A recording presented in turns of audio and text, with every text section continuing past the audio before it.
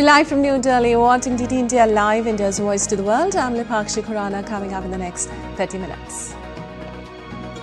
Justice Surya Kant takes oath as 53rd Chief Justice of India. President Draupadi Murmu administers oath.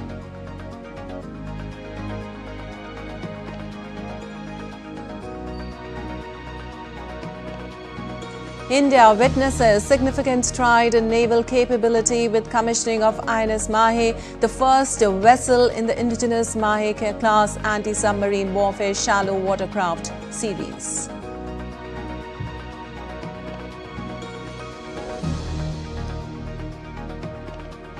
India has Jammu and Kashmir to host to launch a first ever auction of limestone mineral blocks. Central and J&K governments come together to accelerate development under the vision of Viksit Bharat 2047.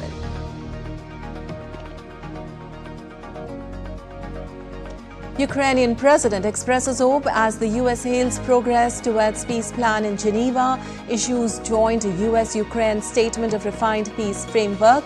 Zelensky expected in Washington soon. And 5th edition of the Khelo India University Games kicks off on today in Rajasthan. Games to help shape global champions.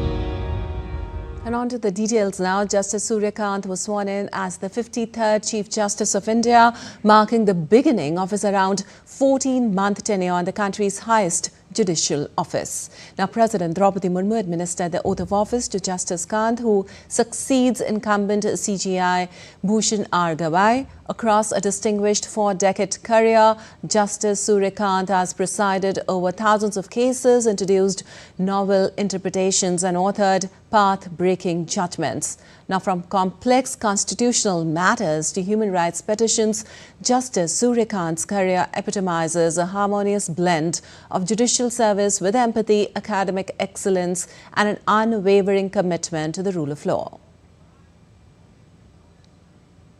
Well, born on 10th February 1962 in the village Petwar, district Hisar, Haryana, Justice Surya Kant earned his law degree from Maharishi Dayanand University, Rohtak in 1984.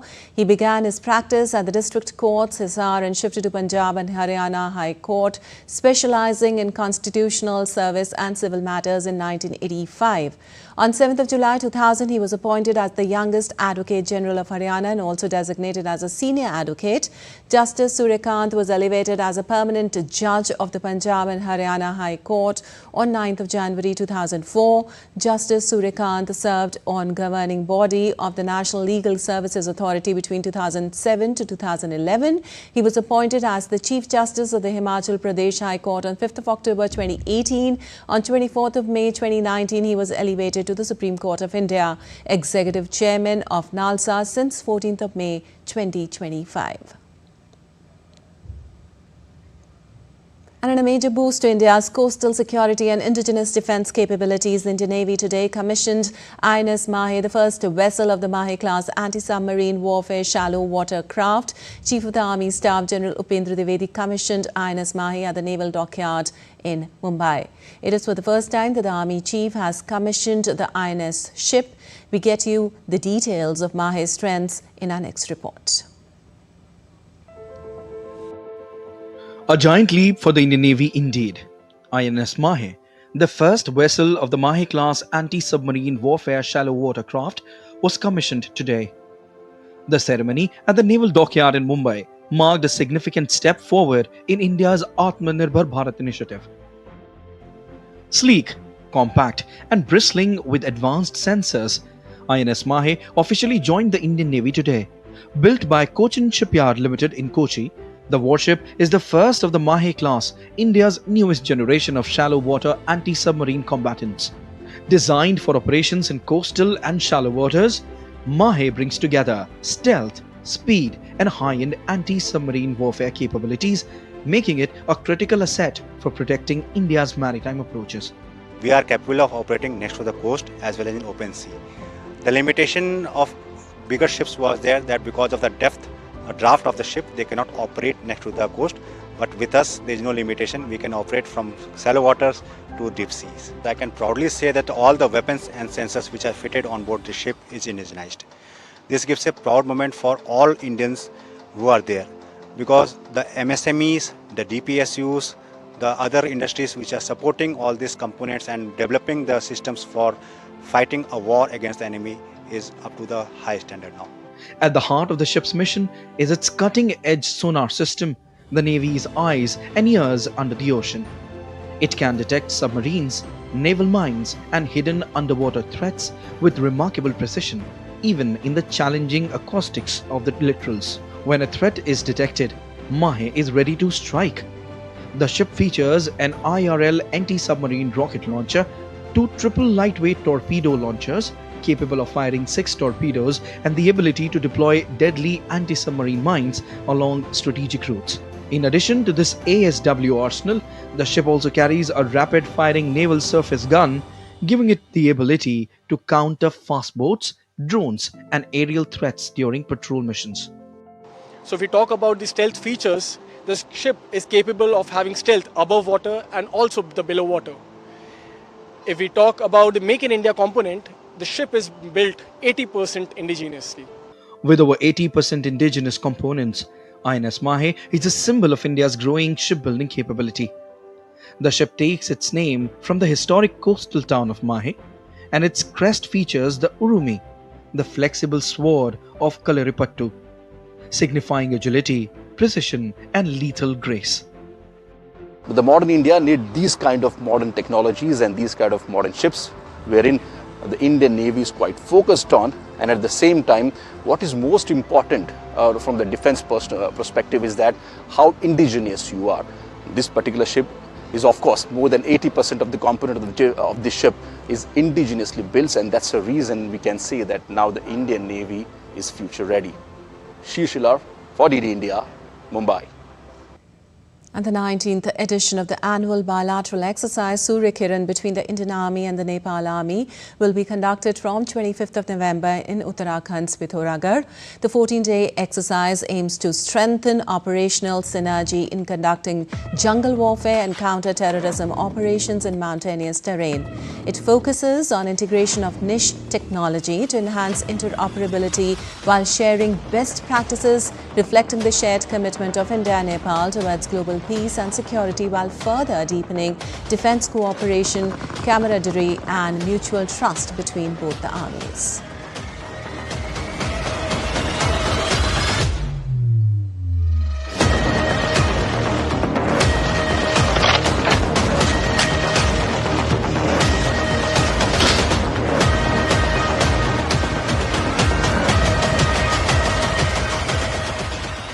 And moving on, the first ever auction of limestone mineral blocks in the India's Union Territory of Jammu and Kashmir will be formally launched in Jammu today. Coal Minister G. Kishan Reddy will lead the auction, which reflects strong centre-state partnership and the strategic importance of this initiative for the region. Well, this milestone marks a significant step in advancing the mining reforms introduced under the Mines and Minerals Development and Regulation Act (MMDR) Act in 2015. It is also the first mining block auction taking place in the Union Territory since these reforms, signalling a shift towards transparency, competitiveness and sustainable development in the mineral sector.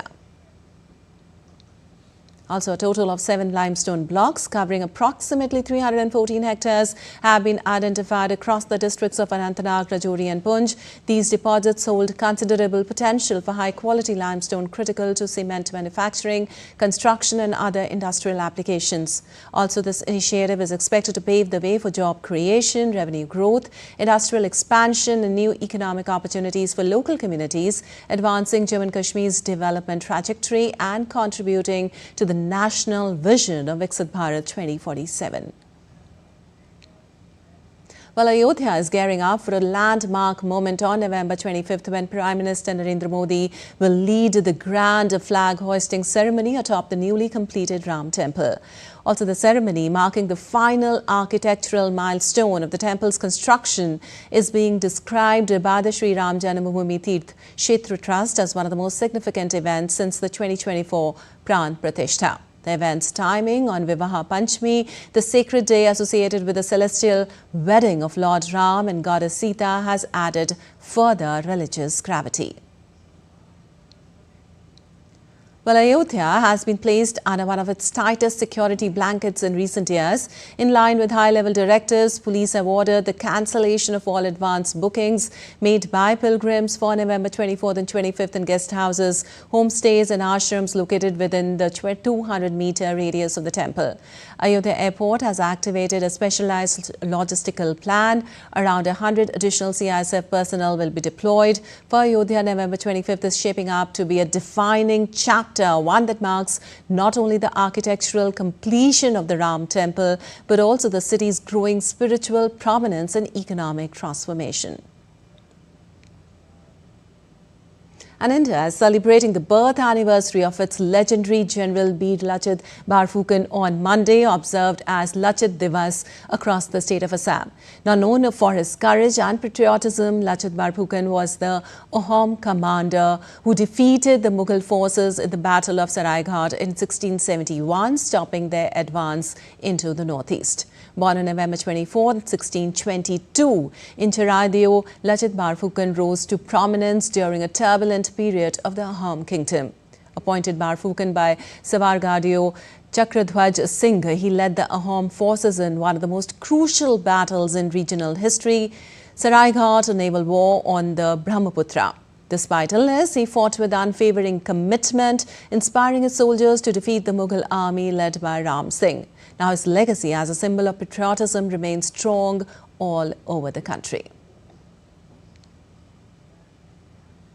And now let's take a look at other stories making news today.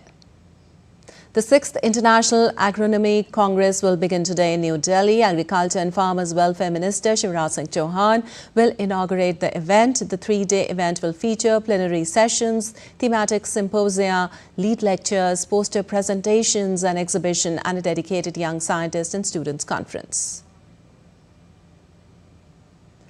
Bastar Olympics 2025 concluded its district-level competitions in Jagdalpur with 1,845 participants. The event celebrated traditional sports, nurtured tribal talent and promoted social harmony in the conflict-affected region. Divisional-level contest will follow, including former Maoist and Naxal violence hit victims.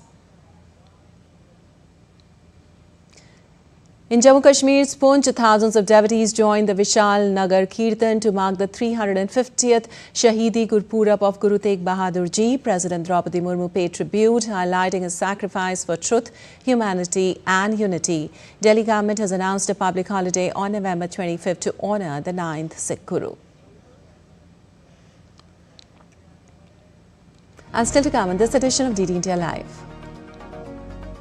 The Department of Government Efficiency, launched by U.S. President, quietly disbanded with 8 months left on its official mandate. Slovenians reject assisted dying law as 53% vote no in binding referendum. And with a sweeping social media ban looming, Snapchat asks young Australians to prove their age.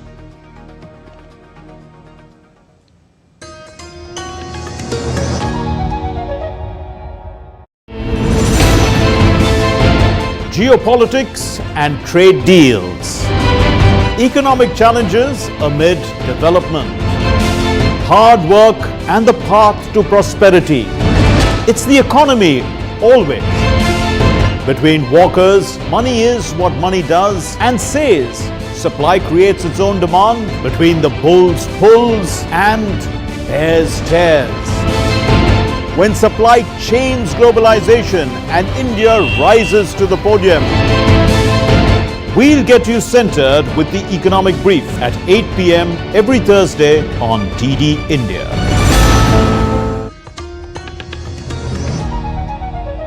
Welcome back. You're watching DD India Live. I'm Lipakshi Khurana, and moving on, the White House said on Sunday that talks in Switzerland on a proposal to end the Ukraine conflict marked a significant step forward. It reaffirmed that any eventual deal would fully uphold the country's sovereignty. Now, the United States and Ukraine said they had created an updated and refined peace framework to end the conflict with Russia that apparently modified an earlier plan drafted by the Trump administration, which Kyiv and its allies saw as too sympathetic to Moscow. In a joint statement released after talks in Geneva between U.S. and Ukrainian delegations, the two sides said their discussion was highly productive and said they would continue in the coming days. Though they did not provide specifics about a host of issues that must be resolved, including how to guarantee Kyiv's security from the threat posed by Russia. U.S. and Ukrainian officials were also discussing the possibility of Zelensky traveling to the United States, maybe as early as this week, to discuss the U.S. peace plan with Trump. And President Volodymyr Zelensky said that it was good that Ukraine was engaged in a dialogue with U.S. representatives and noted there were signals that President Donald Trump's team is hearing us. European officials joined the U.S. and Ukrainian delegations for talks after crafting a modified version of the U.S. plan that pushes back on proposed limits to Kyiv's armed forces and mooted territorial concessions. Also, the European plan proposes that Ukraine be granted a larger military than under the U.S. plan, and that talks on land swaps should start from the front line rather than a predetermined view of which areas should be considered Russian.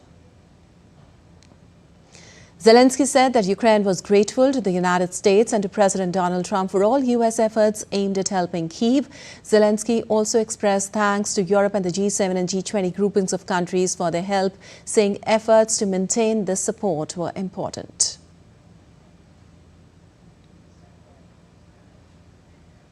Well, the Department of Government Efficiency, DOGE, launched by U.S. President Trump and initially led by Elon Musk, has quietly disbanded with 8 months left on its official mandate. Scott Cooper, director of the Office of Personnel Management, said that doesn't exist when asked about DOGE's status. He added that the agency is no longer a centralized entity. Many of DOGE's functions have now been absorbed by the management, which oversees federal workforce management. Also, the agency, set up in January, made dramatic forays across Washington in the early months of Trump's second term to rapidly shrink federal agencies, cut their budgets, or redirect their work to Trump priorities. Trump administration officials have not openly said the DOGE no longer exists, even after Musk's public feud with Trump in May. Musk has since left Washington. Republican-led states, including Idaho and Florida, meanwhile, are creating local entities similar to DOGE. And a suicide bombing killed 3 Pakistani paramilitary personnel at the Federal Constabulary headquarters in Peshawar today. According to the officials, one attacker detonated explosives at the gate while security forces shot dead 2 others. 4 personnel were injured in the blast, which occurred in a crowded commercial route. The police chief of Khyber Pakhtunkhwa said the operation had concluded and teams were checking the area for any remaining explosives. No group has claimed responsibility so far. And moving on, as many as 53.43% of Slovenians voted against a law that proposed legalizing assisting dying for some terminally ill adults. Now, the Parliament of the small European Union member passed the law in July, but a citizens' initiative led by right-wing politician Alice Primk forced a referendum, the results of which will be binding. Now, according to the Election Commission, 46.57% of those who participated in the referendum voted for the law. Ahead of the referendum, supporters of the law, which allows assisted suicide for adults facing unbearable suffering with no prospect of improvement, said that if adopted, the law would alleviate unnecessary pain.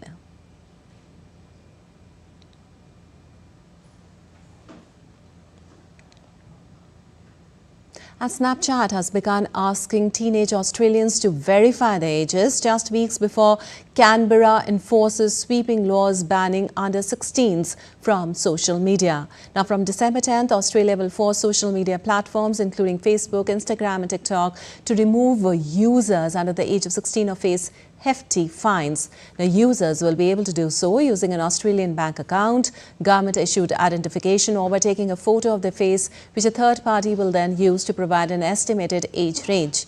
From December 10th, users under 16 will have their accounts locked. Snapchat, like other social media platforms, has advised teen users to download the data as soon as possible, as it may be tricky to do so once the ban starts. So far, 10 platforms, including Discord, WhatsApp, Lego Play and Pinterest, have avoided being included in the landmark legislation. And global wildlife talks begin today in Samarkand, Uzbekistan, as more than 180 nations meet to review the proposals on species protection and trade regulations. Well, the latest round of global wildlife negotiations will kick-start today in Uzbekistan, bringing together countries that are part of the Convention on International Trade in Endangered Species. Delegates will examine proposals ranging from protection of sharks, a bid to allow limited rhino horn sales, and a push to restrict the trade in eels. Among the most contested proposals is a call to increase protection for eels, a popular food in part of Asia. The European eel is considered critically endangered species. The meeting brings together signatories to the Convention on International Trade in Endangered Species of Wild Fauna and Flora. The 50-year-old agreement is considered a key framework for protecting the world's most endangered animals and plants and regulates trade in some 36,000 species.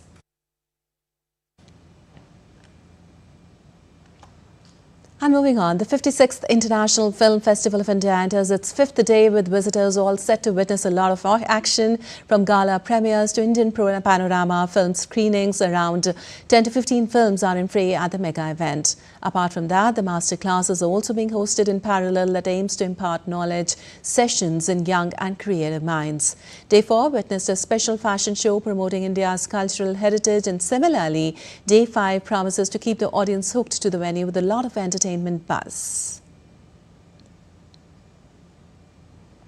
And now to some sports news now. The stage is set in Rajasthan as the 5th edition of the Khelo India University Games kicks off on Monday. For the first time, the state is hosting this prestigious university sporting extravaganza with a grand opening ceremony scheduled at Jaipur's Savai Man Singh Stadium. Over the next 12 days, more than 5,000 athletes will battle for glory across 23 medal sports and one demonstration event. Prime Minister Narendra Modi has always emphasized the importance of promoting sports, athletes and youth. The Khelo India initiative is a result of government's multi-dimensional vision to provide more opportunities for young people to engage in sports. This year, Rajasthan is hosting the Khelo India University Games, and the opening ceremony will take place in Jaipur on Monday. And it's not just confined to the state capital. The events will be organized across all 7 divisions of the state. Games will be hosted across 7 cities of the state. The capital city of Jaipur will host a total of 11 sports, with athletics, badminton, basketball, hockey, swimming, tennis, football, archery, shooting, Malkhamb and cycling. While athletics, badminton, basketball, hockey, swimming, tennis and cycling will be held at the Savai Man Singh Stadium. Malkhamb will be hosted at the University of Rajasthan, football at Purnima University and archery and shooting at the Jagatpura shooting range.